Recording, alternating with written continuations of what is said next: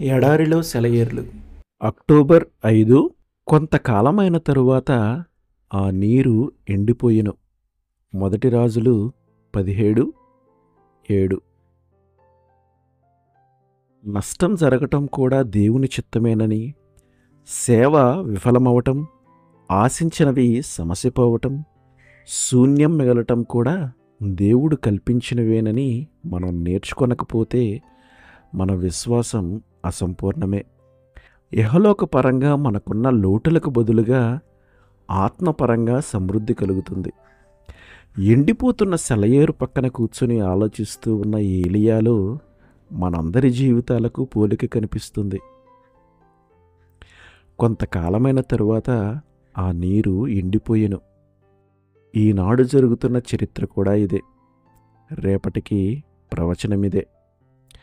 వరాల మీద ఆశ పెట్టుకోవటానికి, వరాలనిచ్చే వాని మీద ఆశ పెట్టుకోవటానికి తేడా ఉంది.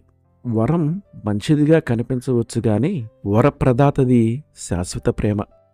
ఏలియాకు సారెపలు చేరేదాకా కేరీతు చాలా జటిల సమస్య. చేరిన తరువాత అంతా స్పష్టమైంది. కఠినంగా మాట్లాడిన మాటలెన్నడూ దేవుని చివరి మాటలు కావు. వేదన, కన్నీళ్ళు ఇవన్నీ జీవితంలోని ఒక దశలో సంభవించేవే. జీవన చరమాంకం సుఖాంతమే. ఏలియాను దేవుడు నేరుగా సారేపతుకు నడిపించినట్టయితే అతనిని అనుభవజ్ఞుడిగాను జ్ఞానిగాను చేసిన ఈ పరిస్థితులను అతడు చూడగలిగేవాడు కాదు. కేరీతులో అతడు విశ్వాసం మూలంగా జీవించాడు. నీ జీవితంలో, నా జీవితంలో కూడా ఇహలోకపు సెలయేరు ఏదైనా ఎండిపోయినట్టయితే నా నిరీక్షణ భూమి ఆకాశాలను సృష్టించిన దేవునిపైనే. ఇలాంటి సెలయేటి గట్టునే కాపురమున్నావేమో నువ్వును. దాని నీటిని తాగుతూ దాహం తీర్చుకుంటున్నావేమో.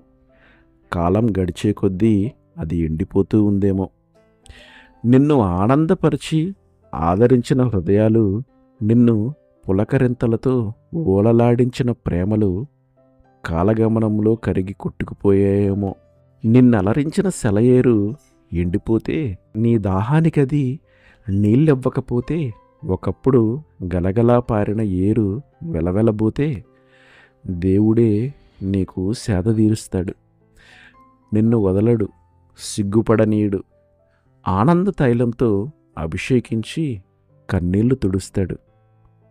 ఆమెన్.